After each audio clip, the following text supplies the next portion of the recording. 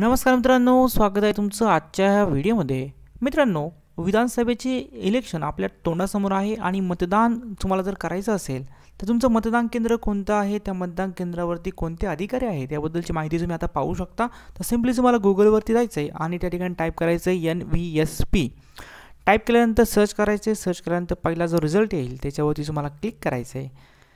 Click करून घ्यायचं आहे. तर क्लिक करून झाल्यानंतर या ठिकाणी वेबसाईट ओपन होते. वेबसाईट ओपन झाल्यानंतर या ठिकाणी तुम्ही लँग्वेज देखील चेंज करू शकता, हिंदी करू शकता. तर या ठिकाणी एक ऑप्शन आहे की आपले मतदान कार्ड मतदान केंद्र जे आहे आणि ते अधिकारी यांची तुम्ही माहिती मिळवू शकता. तर सिम्पली या बटनावरती क्लिक करायचं आहे.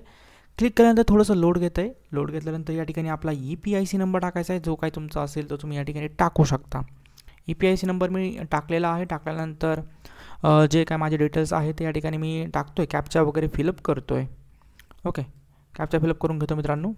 ओके, कॅप्चा फिलअप करून झाल्यानंतर मी या ठिकाणी सर्च बटनावरती क्लिक करतो आहे. सर्च बटनानंतर क्लिक केल्यानंतर या ठिकाणी माझी माहिती येते.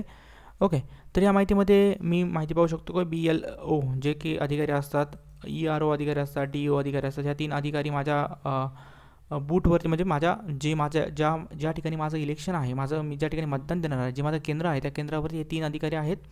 त्यानंतर असेंब्ली माझी कोणती आहे, बूथ कोणतं आहे, तर माझ्या गावामध्ये ZP स्कूल ह्या ठिकाणी माझं मतदान होणार आहे. माझी असेंब्ली या ठिकाणी आहे आंबेगाव. माझी पार्लिमेंटरी असेंब्ली या ठिकाणी म्हणजे पार्लिमेंटरीचं माझं जे आहे कॉन्स्टिट्युएन्सी आहे ती माझ्यासमोर येते.